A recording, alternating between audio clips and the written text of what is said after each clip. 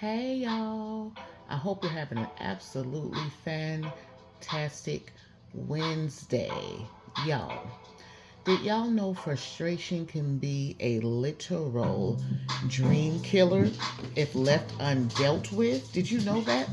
Frustration is a sneaky, abrupt killer of joy, peace, dreams, businesses, relationships, you name it, all of it, y'all. All of it. Please don't forfeit your dream because you decided you'd rather not actually take the time to stop and think about other possibilities. Or perhaps the fact that it may have been user error. Or maybe you didn't do enough research, y'all. A hiccup or a stumbling block does not mean it's over. Quit having a Fred Sanford, Elizabeth, I'm coming home mode every time you have a hiccup or reach a roadblock. Sit your behind down, and I say that with the utmost respect, and go back to the drawing board, y'all. How many promises from God have you walked out on? Like, for real, think about that for a second. He's still back there waiting at the chalkboard for you. You walked away mid-lesson because of frustration. Some of you need to revisit your last Elizabeth I'm coming home moment. Go back.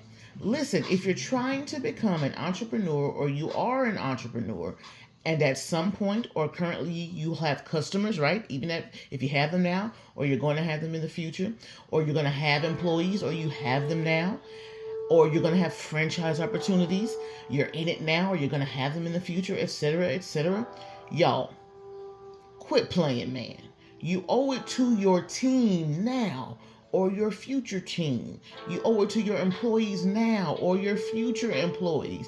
You owe it to your customers now or your future customers to quit giving up so quickly, y'all. Can you imagine how many companies would be non existent if their owners gave in to their moments of frustration and decided to never come back?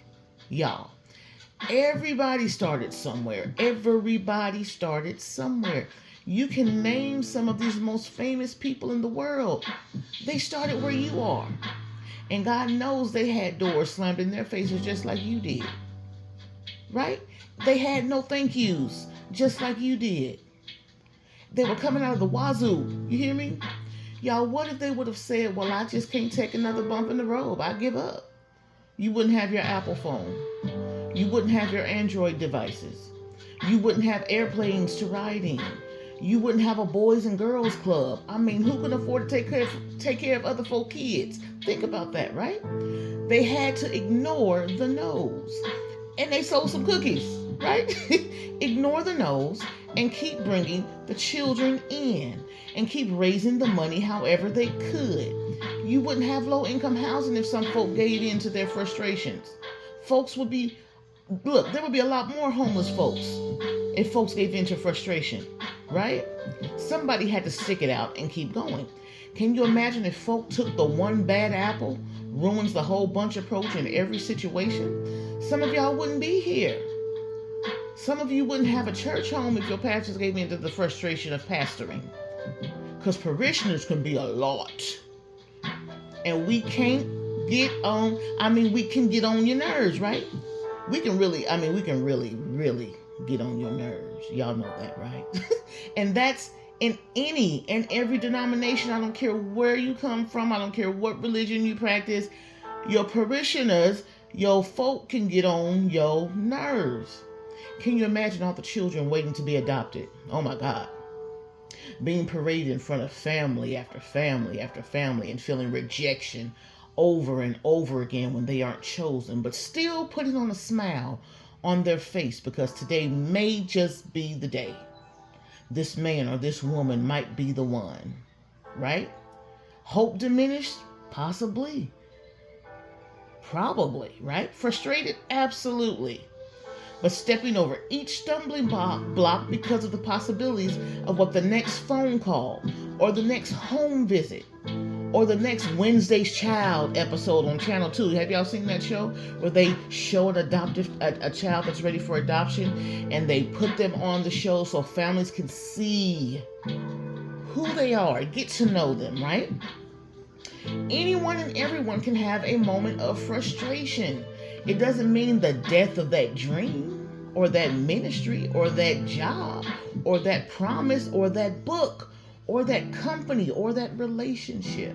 It simply means take a moment, take a step back, retrace your steps. Could it have been done differently? Could it have been said differently? Can I make adjustments?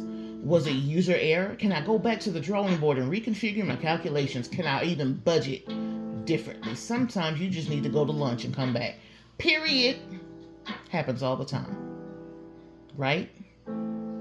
I'm dead serious, y'all. Sometimes you just had a system glitch and you have been there too long. Step away. Go take a walk. Get a smoothie. Go to your prayer closet. Something, right?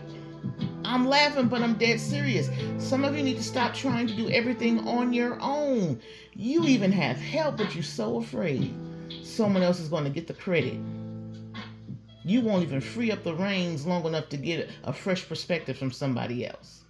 I mean, you got folk all around you that do what you do, and you won't even ask for help. Heck, they've asked if you need help, and you won't take it. User error. You're surrounded by everything you need, yet you are the cause of your own frustration. All right, I'm done. I hope y'all get the picture. My God. Get out of those Elizabeth I'm coming home moments. And just take a moment to reevaluate where you are and take a second look. Get a fresh set of eyes on it. Take a day off, then come back. A night of rest does wonders. I'm dead serious, y'all. I love y'all with everything in me. Elizabeth, we ain't coming home no more. Bye, y'all. Step away. Come back. Try again. Love y'all. Bye.